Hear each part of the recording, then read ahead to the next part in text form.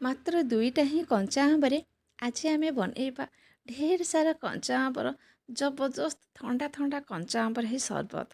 ଆପଣମାନେ ନିହାତି ଏହି କଞ୍ଚା ଆମ୍ବର ସରବତ ବନାନ୍ତୁ ଆଉ କଞ୍ଚା ଆମ୍ବର ମଜା ଉଠାନ୍ତୁ। ପ୍ରଥମେ କ'ଣ କରିବା ନା, କଞ୍ଚା ଆମ୍ବକୁ ଧୋଇ ଦେଇ ତାକୁ ଭଲରେ ତା ଚୋପାକୁ ଛଡ଼େଇ ଦେବା। ଛଡ଼େଇ ସାରିଲା ପରେ ତାକୁ ଛୋଟ ଛୋଟ କରିକି ଆମେ କାଟିଦେବା। ଦେଖନ୍ତୁ, କାଟି ସାରିଲା ପରେ ଏସବୁ ଆମ୍ବକୁ ଆମେ ସିଝେଇବା। ଯେତେବେଳେ ପାଣି ଆମର ଭଲରେ ବି ଫୁଟି ଆସିବ, ଆମ୍ବକୁ ସିଝେଇବା। କିନ୍ତୁ ଆମ୍ବକୁ ଭଲ ରୂପେ ଆମର ସିଝିବା ଦରକାର। ସିଝି ସାରିକି ଯେତେବେଳେ ଥଣ୍ଡା ହେଇଯିବ, ତାକୁ କ'ଣ କରିବା ନା, ମିକ୍ସଚରରେ ଆମ୍ବକୁ ପକାଇଦେବା। ସେଥିରେ ପକାଇଥିବା ଢେର ସାରା ପୁଦିନା ପତ୍ର, ବହୁତ ହିଁ ଟେଷ୍ଟ ଲାଗିବ। ତାପରେ ପକାଇଦେବା 2ଟି କଞ୍ଚା ଲଙ୍କା, ଚିନି ଆଉ ଲୁଣ। ଚିନି ଲୁଣର ମାତ୍ରା ଆପଣମାନେ କ'ଣ କରିବେ ନା, ଆମ୍ବକୁ ଦେଖିକି ପକାଇବେ। କାହିଁକିନା ଗୋଟେ ଗୋଟେ ଆମ୍ବ ବହୁତ ଖଟା ଥାଏ କିମ୍ବା ମିଠା ଥାଏ।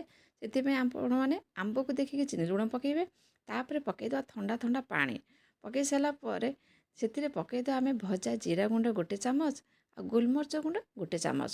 ପକାଇ ସାରିକି ଏସବୁକୁ ଭଲ ରୂପେ ଆମେ ଫେଣ୍ଟି ଦେବା। ତାପରେ ଆହୁରି ହିଁ ମଜା ଆଉ ଜବରଦସ୍ତ ଆସିବା ପାଇଁ ପକାଇଦେବା ଆମେ ଆଇସ୍ କ୍ୟୁବ୍। ଆଇସ୍ କ୍ୟୁବ୍ ପକାଇ ସାରିଲା ପରେ ସତରେ ଏପଟେ ଏଇ ଥଣ୍ଡା ଥଣ୍ଡା ଆମ୍ବର ଏହି ସରବତ, ତା ସହିତ ଆମର ମସଲା ଯେଉଁ ପଡ଼ିଛି, ପୁଦିନାର ମସଲା ଆଉ ଏଇ ଜିରା ଗୁଣ୍ଡ ଗୋଲମରିଚ ଗୁଣ୍ଡ, ଏତେ ହିଁ ଜବରଦସ୍ତ ଲାଗିବ, ଆପଣ ବିଶ୍ୱାସ ବି କରିପାରିବେନି।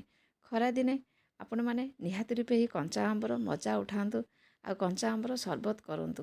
ରହୁଛି, ଆଶା କରୁଛି ଆପଣମାନଙ୍କୁ ଆଜିର ରେସିପିଟି ନିହାତି ରୂପେ ଭଲ ଲାଗିଥିବ। ନମସ୍କାର।